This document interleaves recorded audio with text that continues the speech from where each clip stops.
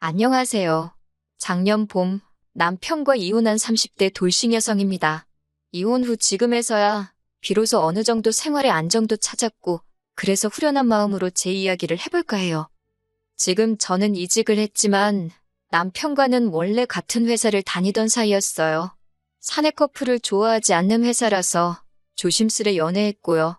하지만 원래 사내 커플이라는 게 당사자들만 모르고 주변에는 다 눈치챈다더니 나중에 주변 사람들로부터 듣게 되었는데 저희가 서로 좋아 죽는 게 눈에 보이더래요.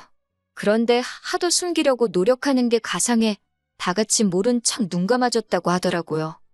저보다 2살 어린 남편과는 처음부터 결혼을 생각하며 만난 건 아니었습니다. 하지만 시간이 지날수록 남편이 적극적으로 마음을 표현해왔고 결국 사귄 지 2년 만에 부부의 영까지 맺게 되었지요. 처음 시댁에 인사를 드리러 갔던 날 어머님께서는 영 탐탁치 않은 표정을 거두지 못하셨습니다. 처음에는 제가 남편보다 나이가 많아서 그런가 싶어 저도 마음이 편치 않더라고요. 하지만 이내 그 이유를 알게 되었는데 그건 바로 남편의 형 때문이었습니다.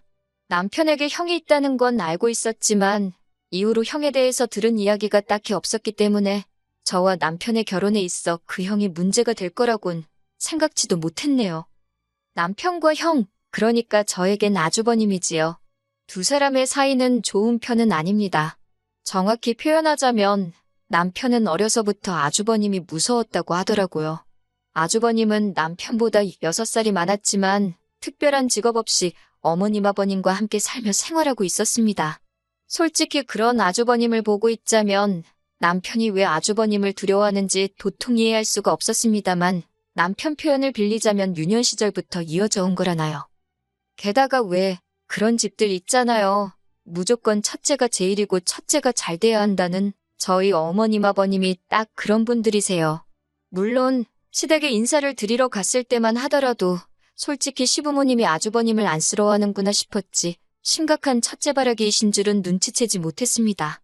제가 부모라도 40을 바라보는 아들이 장가는커녕 여자도 없다 하니 답답하겠다. 단순히 그 정도로만 생각했었거든요. 다만 상견례 자리에서 어머님이 저희 부모님더러 아직 맞이가 장가를 안 갔기 때문에 당장 둘째한테 뭘 해주고 그럴 상황이 못 된다고 하셨을 땐 좀 서운하긴 하대요. 아주버님이 장가를 못 간 건 못 간 거고 저희 결혼은 저희 결혼인 건데 까놓고 저희 결혼이 왜 아주버님이 장가를 못 갔다는 사실에 영향을 받아야 하는지 속상하더라고요.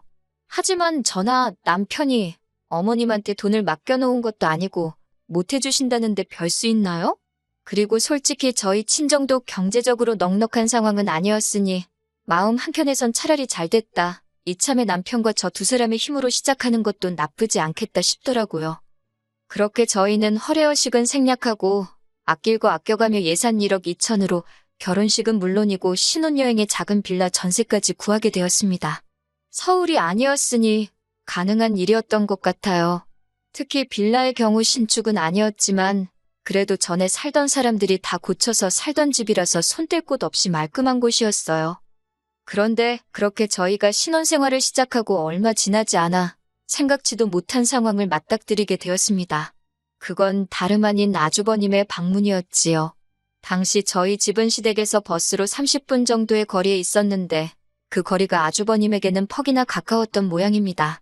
처음 시작은 정말 더웠던 여름의 주말이었어요. 더운 것 좋아하는 사람이 몇이나 되겠습니까만 저와 남편은 정말 더운 걸 지독히도 싫어하는 사람들이에요. 그래서 그날도 전기세 폭탄을 맞을지언정 집에서는 시원하게 있자며 에어컨 빵빵하게 틀어놓고 둘 다 늘어져 있었지요. 그런데 갑자기 누군가 저희 지폐를 눌렀습니다. 인터폰으로 내다보니 아주버님이 서 있더라고요. 황당하긴 했지만 밖에 세워둘 순 없었으니 남편이 현관을 열었고 저는 불이 나게 안방으로 들어가 편하게 입고 있던 옷을 바꿔 입었어요. 연락도 없이 무슨 일로 오셨냐 하니까 한다는 소리가 시부모님이랑 같이 있는데 갑갑하고 재미도 없고 심심해서 놀러 왔답니다. 그게 무슨 말인지 떨떠름했지만 그래도 일단은 왔으니 돌아가시라 하기도 그렇고 결국 제가 기왕 오셨으니 커피나 한잔하고 가시라 했습니다. 그런데 아주버님이 자기 마음대로 저희 집 부엌으로 향하더니 냉장고를 열어놓고서는 수박이나 갈아줘. 그러는 거예요. 반말로 찍찍 말하는 뻔세하며 왜 이래라 저래란가 싶어. 그냥 주는 거나 쳐드세요. 그러고 싶대요. 하지만 당연히 그렇게 말은 못했고 수박에 물 잔뜩 타서 갈아줬습니다. 그랬더니 좋다고 마시고는 앞으로도 심심하면 오겠다는 무서운 소리를 하더라고요. 그리고 그날 결국 아주버님은 저희 집에서 저녁은 물론이고 영화까지 본 뒤 10시도 넘어서 집에 갔습니다. 그쯤 되니까 자고 간다 소리 안 하는 게 고맙더라니까요. 그리고 이후로도 아주버님은 일주일에 한 번꼴로 저희 집에 찾아오기 시작했습니다. 그런 일이 대략 대여섯 번 반복됐을 때는 진짜 너무 화가 나더라고요. 그래서 이 정도면 알아들어라 하는 심정으로 주말에 약속이 있으니 오지 마시라 했어요. 그랬더니 한다는 소리가 자기 혼자 있어도 된다대요. 매일같이 어머님 아버님이랑 붙어 있으려니 자기도 혼자만의 시간이 필요해서 그런다며 마침 잘 됐다나요? 듣다 보니 진짜 어이가 없어서 그러면 어디 호텔 같은 데 가시라고 왜 자꾸 저희 집으로 오시냐 하니까 호텔은 사람 사는 집 같지가 않답니다. 결국 참다 못한 제가 남편더러 뭐라고 말 좀 해보라니까? 형인데 자기가 무슨 소리를 하냐고 그래요. 무서워서 말 못하겠다는 남편을 계속 몰아붙일 수도 없고 결국 제가 어머님 아버님께 아주버님 좀 저희 집에 못 오게 해달라고 말씀드렸습니다. 저희 아직 신혼인데 요근래 계속해서 아주버님하고 같이 주말을 보내고 있는 것 같다고 너무 불편하다고요. 하지만 애시당초 어머님 아버님께서 제 편은커녕 저를 이해해 줄 거라 생각했다니 제가 어리석었지요. 어머님께서는 오히려 가족끼리 이렇게 저렇게 부대끼며 살면서 친해지는 거다 하시더니 저더러 혼자인 아주버님을 보고 있으면 달리 드는 생각이 없냐고 그래요. 여자를 소개시켜줘야겠다던가 그런 거요. 그 말을 듣는데 아이고 혹 때려다 혹 붙게 생겼네 싶어서 대충 얼버무리고 말았지요. 그래도 다행히 아주버님도 제가 내켜하지 않는 건 눈치를 챈 건지 어쩐 건지 이후로 한동안 잠잠하더라고요. 게다가 집신도 짝이 있다더니 얼마 지나지 않아 아주버님에게도 여자가 생겼다는 소식을 듣게 되었습니다. 어머님 아는 분의 아는 분을 통해서 소개를 받았다 하더라고요. 하지만 그 평화는 오래가지 못했습니다. 결정적인 사건이 터진 건 재작년 크리스마스였지요. 남편도 저도 결혼하고 처음 함께 보내는 크리스마스였으니 어디 다른 데 가지 말고 집에서 분위기 있게 보내자 했어요. 저녁 식사로 스테이크에 와인까지 준비했고요. 그리고 크리스마스 당일 막 저녁을 먹으려던 찰나였는데 초인종 소리 대신 누군가 현관을 두드리는 소리가 들렸습니다. 곧이어 남편이 현관문 여는 소리와 함께 익숙한 목소리가 들려왔는데 맙소사 아주버님이더라고요. 크리스마스 당일날 아주버님이 저희 집에 올 거라곤 꿈에서도 생각지 못했어요. 게다가 그 옆에는 아주버님의 여자친구인지 처음 보는 여자도 서 있었는데 저를 힐끗 보고는 아는 체도 안 하대요. 이게 무슨 상황인가 어원이 벙벙한데 아주버님은 아무렇지도 않다는 듯이 밖이 너무 춥기도 하고 식당도 예약을 안 했더니 여자친구랑 갈 데가 마땅치 않아서 왔다며 좀 쉬었다 가겠답니다. 그래놓고서는 저희가 차려놓은 식사를 보더니 맛있겠다며 같이 먹어도 되냐고 그러는데 정말이지 거지냐는 소리가 목구멍까지 올라왔네요. 간신히 그 말을 삼키며 죄송하지만 지금 저희 먹을 것밖에 없다 했어요. 그랬더니 이번엔 그 여자친구라는 사람이 이건 뭐 혼잣말도 아니고 들으라는 건지 원래 윗사람한테 먼저 드시라고 권하는 게 예의 아닌가 그러는 거예요. 황당해서 제가 뭐라 그랬냐고 되물으니 못 들었으면 됐어요 하고 또 빳빳하게 고개를 세우고 있는데 뭐 저런 게 다 있나 싶대요? 지금 생각해보면 그때 그냥 무시하고 넘어갈 걸 그랬나 싶기도 한데 솔직히 당시에는 상황 자체가 너무 짜증나서 이성을 되찾기가 어렵더라고요. 그래서 저도 모르게 둘 다 경우가 너무 없네라고 그 여자가 한 것처럼 혼잣말 치곤 크게 중얼거렸습니다. 그랬더니 이번엔 그 여자가 대번에 지금 뭐라고 한 거냐고 해서 들은 거 아니냐고 받아쳤어요. 지금 이거 너무 똥매너 아니냐고요. 그랬더니 그 여자가 저더러 듣던 대로 싸가지가 없다면서 윗사람 분간도 못하냐고 그래요.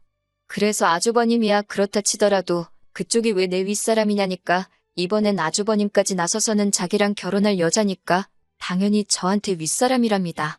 그러면서 남편더런 이 마누라 교육 좀 잘 시켜라 그러고 나가는 거 아니겠어요? 몇 초간 얼이 빠졌던 제가 남편더러 당신은 어떻게 말 한마디도 못하고 그러고 있냐고 소리를 질렀습니다. 그랬더니 남편이란 작자가 하는 말이 그럼 뭐 아주버님 여자친구까지 보고 있는데 자기가 아주버님한테 대들기라도 했어야 되는 거냐고 그래요. 그거야말로 집안 망신 아니냐면서. 그리고 그날 일은 거기서 끝이 아니었습니다. 한 두어 시간 지났을까 분을 못 사귀고 씩씩거리고 있는데 이번엔 어머님이 전화를 해오셔서는 저더러 큰애한테 대들었냐입니다. 큰애라니 누구 말씀하시는 거냐 하니까 아주버님하고 만나는 애가 큰애지 누구겠냐며 걔가 어차피 제 형님 되는 건 시간 문제라나요.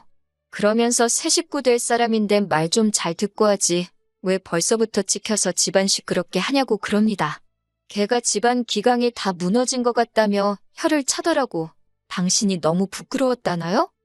하루도 아니고 몇 시간 만에 아주버님한테 욕먹어. 형님도 아닌 거한테 한 소리 들어. 남편이란 작자는 입에 본드칠을 했나지 할 말도 못해. 급기야 어머님까지 나서서는 아직 며느리도 아닌 여자 편을 들지를 않나? 내가 무슨 좋은 꼴을 보겠다고 여기 있나 싶은 회의감이 정말 물밀듯이 밀려오더군요. 그런데 남편이란 작자가 한참 만에 한다는 소리가 내일이라도 아주버님한테 전화해서 12월 31일에 같이 식사라도 하며 보내자고 여자친구분하고 같이 오시라고 정식으로 초대를 하랍니다. 그리고 오늘 일에 대해서 미안하다고 사과를 하래요. 그러면 그쪽에서도 이번 한 번은 그냥 넘어가 주지 않겠냐고요. 그 말을 듣고 나니 정신이 번쩍 들었습니다. 이번에 그냥 어물쩍 넘어가면 앞으로도 내가 아주버님이고 뭐고 그쪽에 끌려다니는 건 시간 문제겠구나 싶은. 그래서 남편더러 그렇게 굽신거려서 잘 지내고 그러고 싶으면 너나 해라 그랬어요. 내가 미쳤다고 그 비위를 맞추면서까지 너랑 사냐고. 됐다고요. 니들끼리 오순도순 형님아우 하면서 살라니까 남편이 그게 무슨 소리냐 해서 말귀도 못 알아들어먹냐고 너랑 안 산다는 소리라고 쏘아붙였지요. 남편도 남편대로 자기가 연하라서 무시하는 거냐며 알겠답니다. 헤어지재요. 자기가 저보다 어리긴 해도 엄연히 남편인데 이렇게 무시당하면서는 못 산다나요?